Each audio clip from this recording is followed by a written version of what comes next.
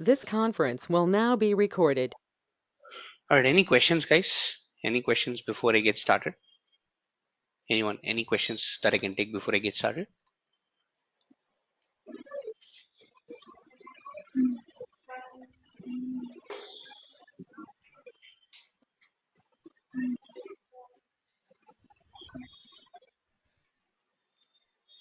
Yes, anyone? Any questions? All right, so let's get started then. So this is what we are discussing is that on the other day before we went ahead and we were talking about template yesterday, but on Friday we were doing a couple of things like we created a VM and I created a VM in a region called ECS2. This is the region that I selected because this is the region that is available in my subscription. And after I created a VM, I said that, you know what, I want to convert this VM into a web server. So I logged inside this VM, went inside the server manager, and a role, added a role called web server IIS, so that this machine can start acting like a web service out there that is available on the internet. And then we went ahead and into a folder called www root. Inside that, we pasted our own HTML content. HTML content. We pasted this particular content out here, and then the server was, let's say, starting to, let's say, work. You were able to, let's say, take that public IP address, go into that particular server, get your own content over the internet. You can share that particular content to anyone. So what I did is that I started a business, okay, which is called irctc.co.in. So what I did is that I'm working now for the government of India. I'm working for this particular website called irctc.co.in, and government of India said that, you know what, please go ahead, create the infrastructure and all these things. So I did the same thing. I now created a resource group in Azure. So I'm using Azure. So I created a resource group in Azure. After that, I created a VM in Azure. Again, of course, when you talk about VM, just not the simple VM, you have multiple components like NIC card, NSZs, let's say the disks and all these things. I'm not representing all of these things. Just a VM list represents everything out here, like virtual network and everything. So I created this VM and I created this VM in a data center called EastUS2.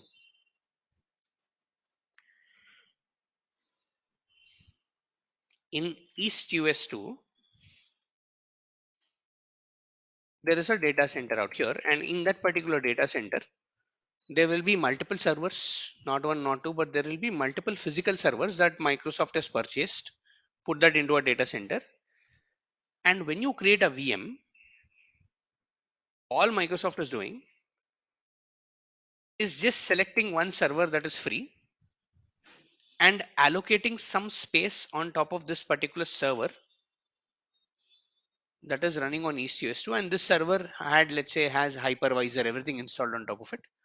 So Microsoft just went ahead, gave you a virtual machine, and in this server, you have occupied some space. And to use this particular server or to rent this particular server, I would say you are paying around 8 rupees per an hour. All the space and everything in order to, let's say, in this server, you're doing somewhere around 8 rupees per an hour is what you're giving to let's say Microsoft out here. Let's say, and okay, fine. To extend our story, what I did is that after I created this, after the virtual machine is provisioned, I went ahead into the virtual machine, installed IIS. I took the IRCTC code, I deployed it into that particular www root folder out here. And after I did this, you as a user, if you type irctc.co.in, your request is going to the virtual machine is going to the server, and again your request is coming back out here, and you are able to see the website. This is how normally a website works, that you are sending a request to the IP address. The IP address is diverting it to the virtual machine. Virtual machine is going to the backend server, and in that backend server, there is a disk which is hosting all your code, which is www root folder. Inside the root folder, and from that particular root folder, your content is getting back, let's say, to that particular user.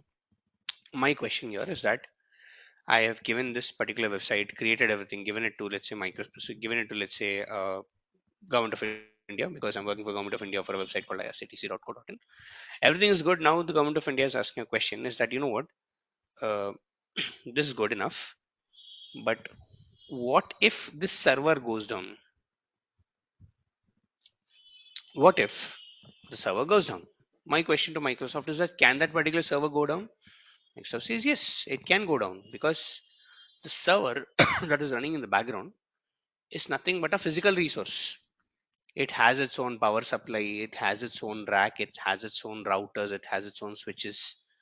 Yes, it can go down. And also sometimes I also make some updates, meaning I, as in Microsoft, goes ahead and does some updates to the hardware, does some updates to the hypervisor software that is running on the server.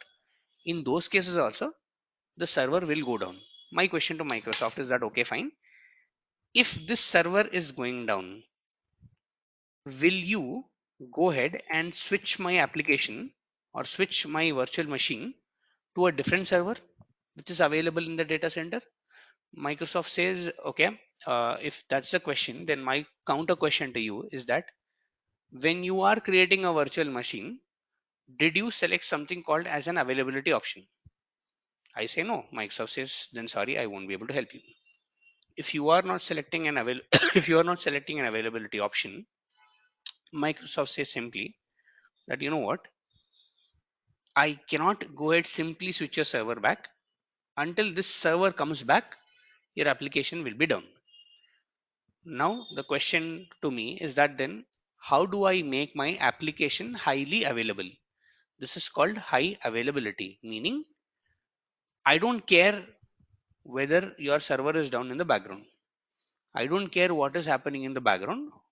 All I, as an end user, meaning your client, is that, is my website working or not? That's it. I'm paying you some money to make sure that that particular website is up and running. As a client, my end goal is that the website should work. This concept is called high availability, meaning no matter what happens, you should have at least one virtual machine that is available in the background, which will make sure to give your application, meaning which will make sure to run your application out here. This is where I'm coming down to high availability out here. Again, this concept is not new. We've also seen this concept in storage accounts in the form of LRS, GRS, ZRS, and all these things. Meaning, if your data is not available in LRS, please move it to ZRS or GRS so that the data is highly available out here.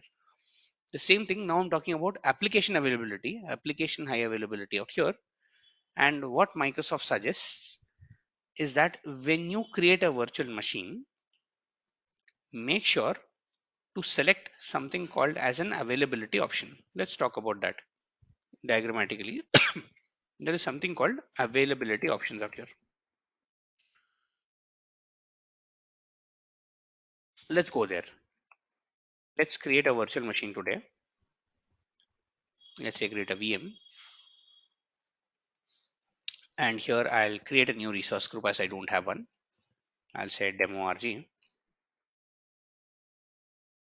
And I'll say this is demo VM0 or demo VM1, whatever it is.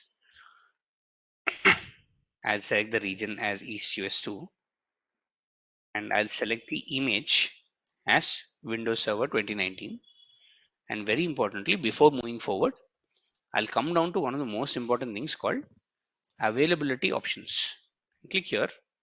It tells that, you know what, Azure offers a range of options out here. If you want to learn more, learn more.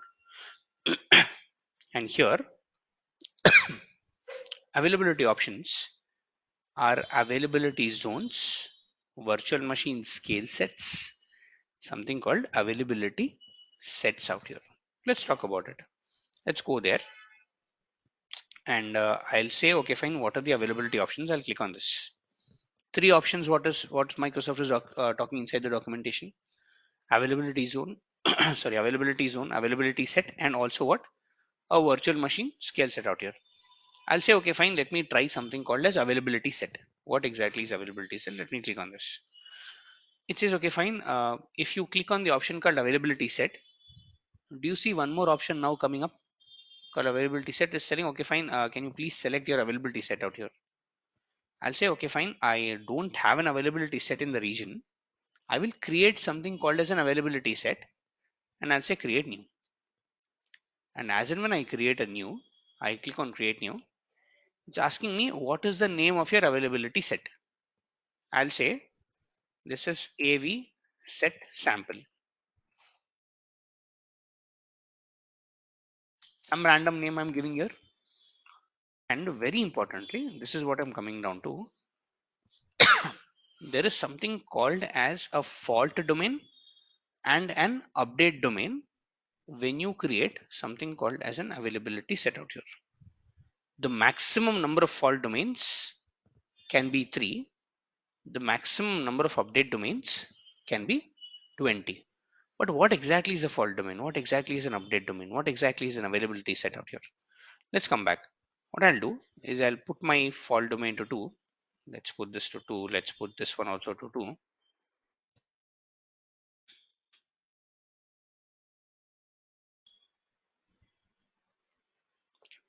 Some issue with this. I'll say create a new one. I'll say AV sample.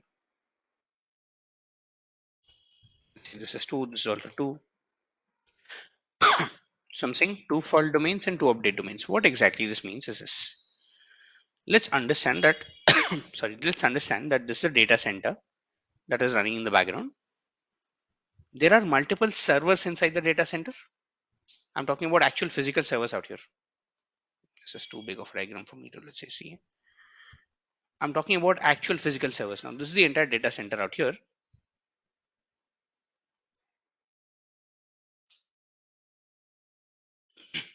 And there are multiple actual physical servers that are there in your data center. Let me put multiple servers out here.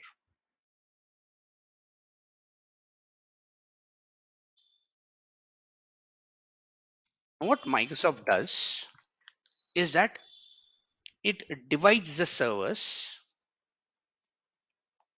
horizontally, and it tells that this is server 1, this is server 2, this is server 3, this is server 4. There might be 4,000, 400,000 servers also. I'm just giving a sample of 4 servers out here. And what Microsoft tells is that let me take server 1, server 2, server 3 and everything which are falling in that particular horizontal line and attach it to one particular power source called P1. Power source as in a switch or whatever that supplies the power to these particular servers. So I'll connect all these servers to one particular power source called P1 out here, and also these servers need to talk to each other. So what I'll do is I'll put a router called R1 between these servers out here. The server 3 and server 4, let me connect to another power source called P2, a different power line called P2 out here, a different router called R2 out here. And there might be multiple horizontal lines horizontal lines this way, and you can have multiple power supplies P1, P2, P3, P4, all these things out here. Why does this, or why does Microsoft do, what is the logic behind this? Is that very simple. See, this is again a physical resource. It can get short circuited, it can get whatever you can think about. What if this power supply is not available? Some reason this power supply is not available, so these two machines are shut down, which means that if you have a VM running on one of these machines, machine 1 or machine 2, even this VM will be down, so your application will not be available. Your application will also be down, meaning if I as a user go to that particular IRCTC website, your application will simply say that, you know what, the server is not available out here. The reason being, Microsoft says that if you are going for an availability set like this, I will divide the servers here, attach it to P1, attach it to P2 and etc. And everything that can go physically wrong, meaning the router switch can go wrong and all these things, everything that can go physically wrong is called as a fault failure, FAULT. Fault is nothing in a very simple English term. It's a crack. It's a crack, let's say, that occurs. It's called as a fault. So everything that can go physically wrong, Microsoft says, I'll put it in something known as a fault domain. Here, F0, F1 in our case, because we went for how many fault domains? Two fault domains out here in an availability set. In the AV set sample, I created what? Two fault domains out here, and at the max you can have three fault domains out here. So here in my fault domain, I'm just telling, okay, fine, two fault domains. So Microsoft is telling F0, F1 out here. So now what Microsoft will do is that when you go ahead, create a virtual machine,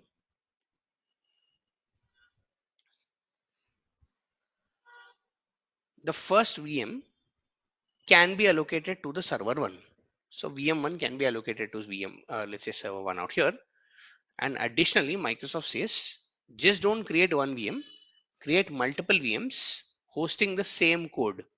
Meaning if you have IRCTC on top of this one, take a VM2, use the same availability set so that I can place this VM2 into a different fault domain out here. So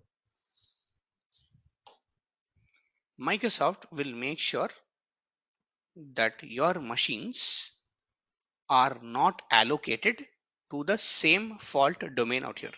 So if you have F1, F2, F3 or F0, F1 and F2, the VM1 can be allocated to F0. The VM2 will never be let's say allocated to F0 until this particular fault domain is occupied. We'll also talk about that. So now what will happen is that if the fault domain 0 is not available, F0 is down for some reason, these two machines will be down, or these two servers, which is server 1 and server 2, they will be down for that particular period of time. But server 3 and server 4, which are running from a different fault domain, will be available. So your machine 2 will be available so that your user, whoever is let's say interacting with your website called irctc.co.in, will not will not experience a downtime out here, will not have any downtime. He will still be able to see that particular application, is the concept of high availability as such. There can also be one possibility. Now I divided all these machines into horizontal plane and I'm telling this is F0 and this is F1 out here. There can be also a vertical division which is called U0 and U1. This is called as an update domain. What do you mean by an update domain out here is very simple. See, these servers needs to be updated frequently because they have some kind of a software called hypervisor. There are a lot of things basically that are running on top of it. So in order to make sure that these are updated on a regular basis, Microsoft does periodic updates. Microsoft does something known as periodic updates out here. And these are planned updates. Meaning Microsoft says, okay, fine, I'll plan an update today, I'll plan an update tomorrow and all that stuff.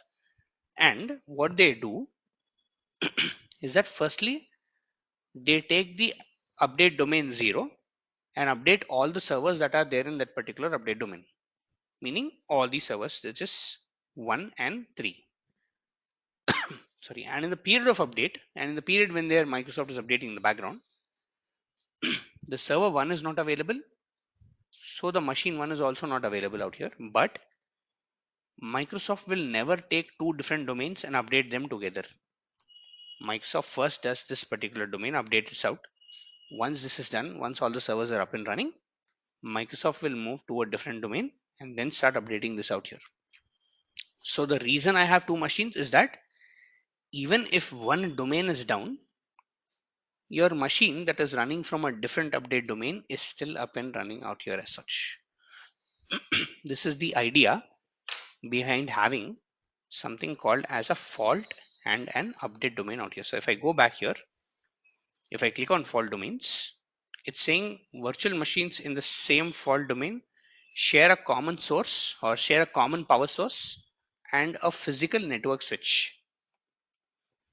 Virtual machines in the same update domain will be restarted together During a planned maintenance, Azure never restarts more than one update domain at one time out here. So depending upon these things, so when I say availability set, it's a combination of a fault and an update domain. And I'll say, okay, this is an actual resource that gets created. After that, I'm selecting the name of the day. I'm selecting, let's say, the name of the machine, which is demo VM1. I'll say this is, put some test user and all these things out.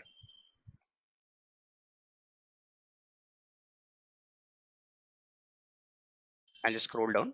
Again, open up the port called HTTP, HTTPS, and RDP. I'll say disks. Everything here is like the same. Networking, I'll create a new network. Management, I'll disable the boot diagnostics for now.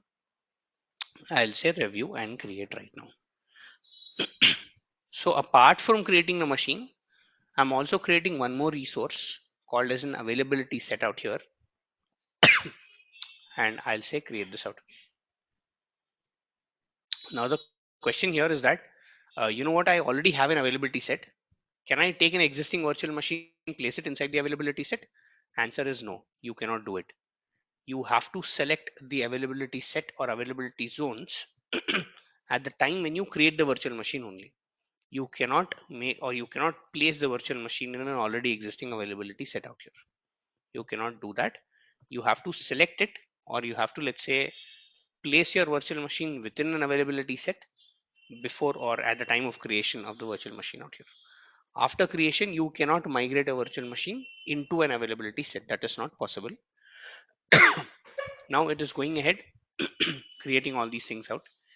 And here, if you see, Hi, Kiran. just a second, give me a second. I've not completed yet. Give me a second, I'll come back to you. If you see this, the first thing that got created is an availability set only. After that, you have the network security group rule, you have the virtual networks, public IP addresses, interfaces, and finally, you have a virtual machine that is being created out here. So availability set now is an actual resource what Microsoft is creating for you. And once that is created, the rest of the resources like NSGs, VNets, IPs, and everything is getting created out here as such. Yes, you can go ahead with the question now.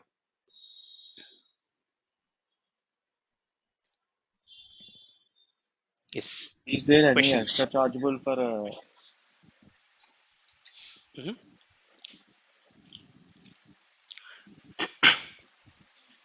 Extra charge for the availability set? Yes, definitely. There is an extra charge for creating an availability set out there. The charge is very minimal. Charge is, let's say, very minimal out there, but there is a very, very minimal charge that you incur when you create an availability set out there. and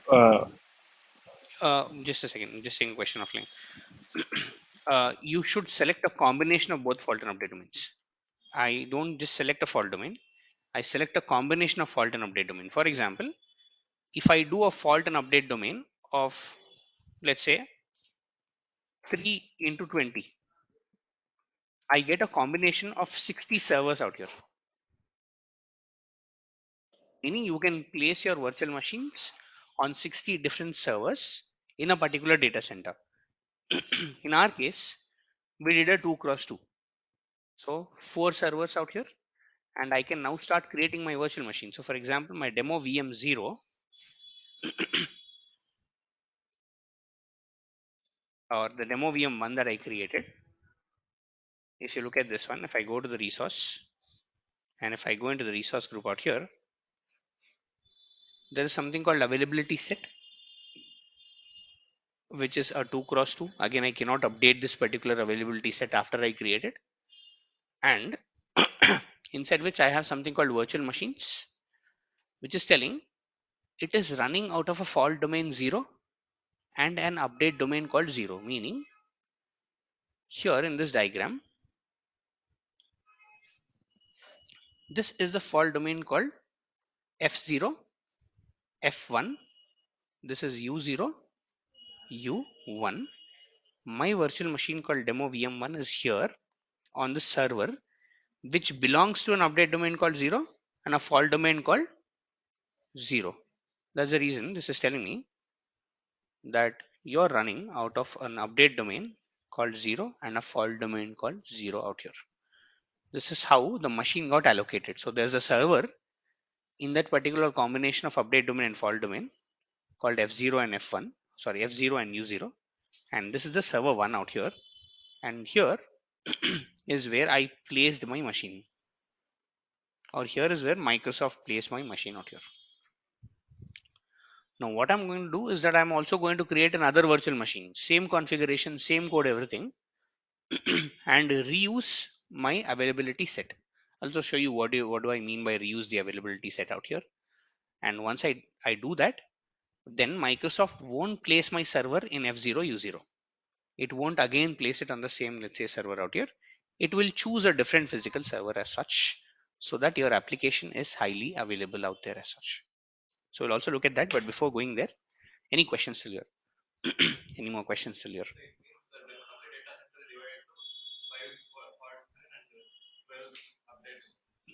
Five fault domain? No. The complete data center is not divided into five fault domains and, let's say, update domains as such. The complete data center has a lot of servers. When you say Microsoft that, you know what, I need two update domains and two fault domains, it will pick up four servers for you, divide it into fault and update domains, and place your virtual machines inside those particular four, let's say, servers out there. If you have four virtual machines, then it will run in four servers out there. If you just have one virtual machine, in that availability set only, whatever virtual machines that you create, that will run on top of that. Yes, definitely. You have to create other virtual machines. See, availability set doesn't mean that Microsoft will migrate your machine into a different server if it is down. No. Microsoft just says that you can create multiple servers, place it into an availability set and availability zone or availability set out here, so that just in case if there is any failure, there is at least one machine that is responding back to your application out here and such. Availability, yes, that's correct.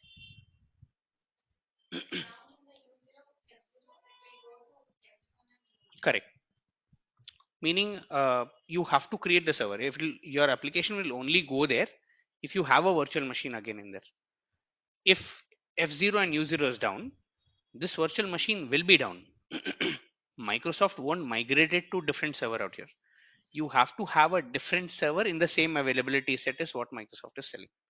Meaning you have to create multiple machines in the same availability set to adhere to the concept called high availability, or to stick to the concept called high availability out there.